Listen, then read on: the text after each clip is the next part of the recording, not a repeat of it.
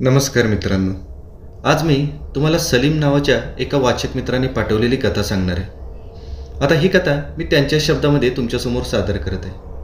नमस्कार, माझं नाव सलीम. आता कथा सुरू करण्याच्या आधी मी तुम्हाला माझ्याबद्दल थोडीशी माहिती सांगतो.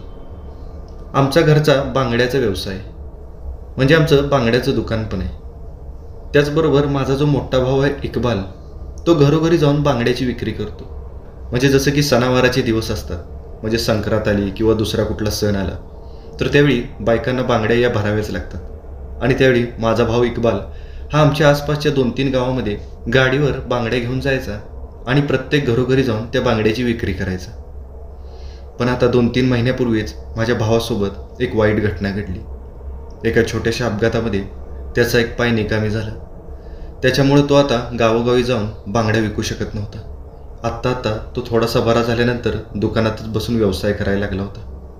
पण आमचं जास्तीचं जे गिराईक होतं ते आम्हाला गावोगावी फिरल्यानंतरच मिळत होतं. आता आपसुकच माझा भाव अपंग झाल्यानंतर ती जबाबदारी माझ्यावर पडली. आता इथून पुढं मलाच प्रत्येक सणावाराला आजूबाजूच्या 2-3 गावामध्ये फिरून बांगड्या विकाव्या लागणार होत्या. आणि माझी त्याला तयारी पण होती. शेवटी तो आमचा धंदा होता. आता प्रसंग जातो तो मकर संक्रांतीच्या आदल्या दिवशी.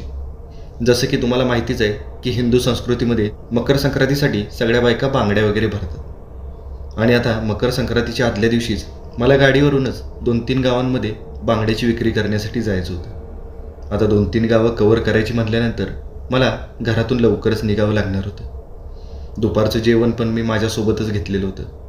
किती जरी वेळ लागला तरी चालेल, बाहेर कुठंतरी एखाद्या झाडाखाली बसून जेवायचं. पण त्या एका दिवसामध्ये मला 2-3 गावं पालती घालून संध्याकाळी परत यायचं होतं. तशी पण आमच्या इथली गावं अशी फारशी काही मोठी नव्हती. 150-150 घरांचीच गावं.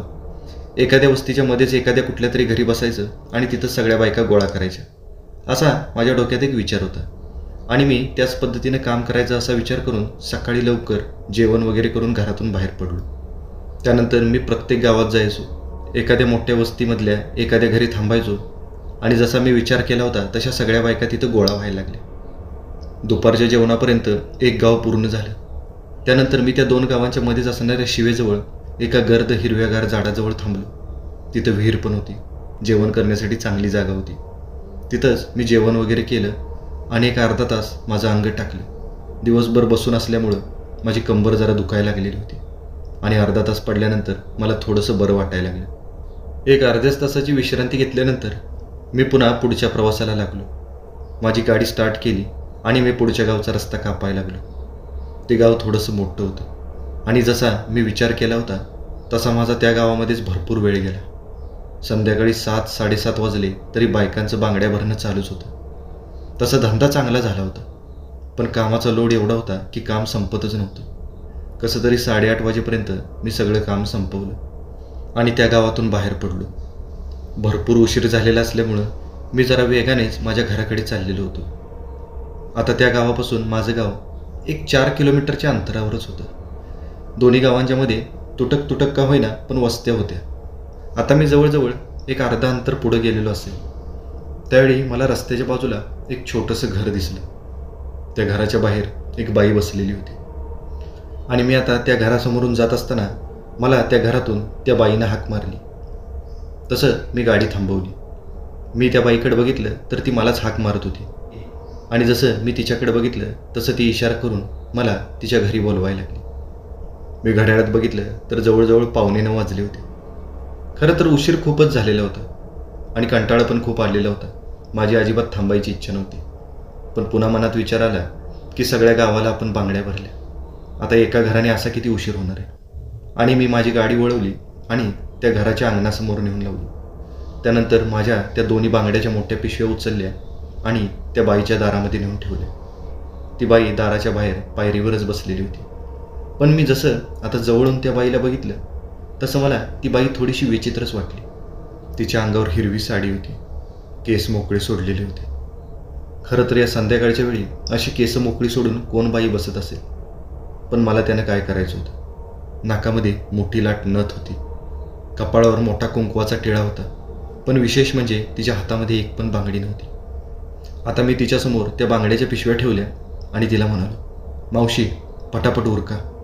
किती बांगड्या भरायच्या आहेत आणि कुठल्या भरायच्या आहेत ते पटकन सांगा, मला पण खूप उशीर झाला आहे. असं म्हणून मी माझ्या पिशवीतल्या बांगड्या काढून तिच्यासमोर मांडल्या. तशी ती एखाद्या लहान मुलासारखी खिदळत त्या बांगड्याजवळ आली आणि एखादं छोटं मूल एखाद्या खेळण्याकडे जसं कुतूहलाने बघतं तसं त्या बांगड्याकडे बघायला लागली आणि ती प्रत्येक बांगड्यांवरून हात फिरवायला लागली, जणू काही त्या बांगड्या तिला खूपच आवडलेल्या असाव्यात. तसं मी तिला पुन्हा म्हणालो, अहो मावशी पटकन सांगा, मला खूप उशीर झाला. तसं तिनं आपलं बोट पूर्णपणे हिरव्या असलेल्या बांगड्यांवर नेलं आणि ती म्हणाली, चाचा मला या बांगड्या भरा. तसं मी तिला विचारलं, तुम्हाला या बांगड्या किती भरू? तसं ती म्हणाली, जेवढ्या माझ्या हातामध्ये बसते तेवढ्या भरा. मी पटकन त्या कप्प्यातल्या बांगड्या बाहेर काढल्या आणि त्या बांगड्या भरण्यासाठी मी तिचा हात माझ्या हातामध्ये घेतला. आणि जसा मी तिचा हात माझ्या हातामध्ये घेतला तसं मला तिचा हात एकदम थंडगार बर्फासारखा वाटला. तसा मला एक झटकाच बसला. मी तिचा हात सोडला आणि मी आश्चर्यकारक नजरेने तिच्याकडे बघायला लागलो. कारण मानवी शरीराला थोडं का होईना तापमान असतं, पण तिच्या बाबतीत असं काहीच नव्हतं. तिचं शरीर एकदम थंड होतं.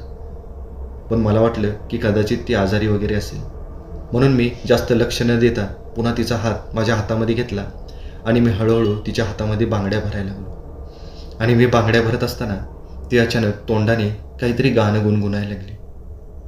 का कोण जाणे, मला त्या भयान अंधारामध्ये ते गाणं खूपच भयान वाटायला लागलं. आणि मला आश्चर्य एका गोष्टीच वाटायला लागलं की ही बांगड्या भरत असताना आत्तापर्यंत हिच्या घरातलं कुणीच बाहेर कसं काही आलं नाही.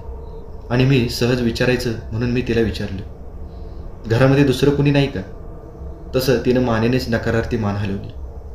पण तिच्याकडे बघून मला वाटत होतं की तिला माझ्याशी बोलण्यात अजिबात रस नव्हता. तिचं सगळं लक्ष त्या बांगड्यांकडे होतं. आणि मी तिच्या एकामध्ये भरपूर बांगड्या भरल्या. तसा तिनं तो हात माझ्या हातातून हिसकावून घेतला आणि ते हात वर करून त्या बांगड्या वाजवायला लागली. ती एकदम लहान मुलासारखं वागत होती. तसं क्षणभर माझ्या मनात विचार आला की हिच्या डोक्यावर कदाचित परिणाम वगैरे झाला असेल. आणि अचानकच मला वाटायला लागलं की आपण एवढ्या रात्री उगीचच इथं थांबलो. एकतर ही बाई इथे एकटी, घरात पण कुणी आहे की नाही माहिती नाही. आणि त्यातच तिची मानसिक अवस्था बघता मी तिथं थांबल्याचा पश्चाताप व्हायला लागला. काय करावं ते मला समजत नव्हतं, पण मला कसं तरी इथून पटकन बाहेर पडायचं होतं. म्हणून मी तिला पुन्हा दुसरा हात पुढं करायला सांगितलं आणि पटापट त्या पण हातामध्ये भरपूर बांगड्या भरल्या. त्यानंतर ती आपले दोन्ही हात आकाशाकडे करून त्या बांगड्यांचा किणकिण आवाज करायला लागली. तोंडातून एक वेगळंच गाणं गुणगुणायला लागली आणि आपल्या दोन्ही बांगड्या अलगद एकमेकांवर घासायला लागली. त्याचा एक वेगळाच किणकिणाट वातावरणामध्ये पसरला आणि त्या भयान शांततेत तो आवाज मला खायला उठला. आता हळूहळू तिच्या चेहऱ्यावरचे सगळे भाव बदलले होते. ती एका वेगळ्याच विश्वात हरवली होती. मी आता पटकन उठलो आणि माझं सगळं सामान माझ्या पिशव्यांमध्ये टाकलं आणि त्या पिशव्या उचलून मी त्या बाईला म्हणालो, मावशी तुमचे 200 रुपये झाले. तशी ती उंबऱ्यातून उठून आता घरामध्ये निघून गेली. मला वाटलं की ती पैसे आणण्यासाठीच घरामध्ये निघून गेलेली असेल, म्हणून मी आता घराच्या बाहेरच वाट बघत थांबलो. पण जवळजवळ 5 मिनटं झाली, 10 मिनटं झाली तरी ती काही परत आली नाही. घड्याळात बघितलं तर 9 वाजले होते. आता याच्यापेक्षा जास्त उशीर करून मला चालणार नव्हतं, म्हणून मी आता बाहेरूनच तिला मोठमोठ्याने हाका मारायला लागलो. पण माझ्या हाकांना तिनं कोणताच प्रतिसाद दिला नाही. मला नेमकं हे काय चाललंय ते कळतच नव्हतं. मी बराच वेळ तिथं रेंगाळलो होतो. पण पुन्हा माझ्या लक्षात आलं की हे प्रकरण काहीतरी वेगळंच दिसतंय. इथून पटकन निघालेलं बरं. असं म्हणून मी माझ्या त्या पिशव्या त्या सायकलला अडकवत होतो. तेवढ्यात मला त्या घरासमोरच्या रस्त्यावरून कुणाचा तरी आवाज आला. मी त्या आवाजाच्या दिशेने बघितलं तर तिथं एक म्हातारा माणूस होता आणि तो मला म्हणत होता, चाचा काय करताय तिथं? तसं मी माझी गाडी घेऊन रस्त्याजवळच्या त्या म्हाताऱ्या माणसाजवळ गेलो आणि मी त्या म्हाताऱ्या माणसाला सांगायला लागलो, अहो काका, इथे एक बाई आता बाहेर बसलेली होती.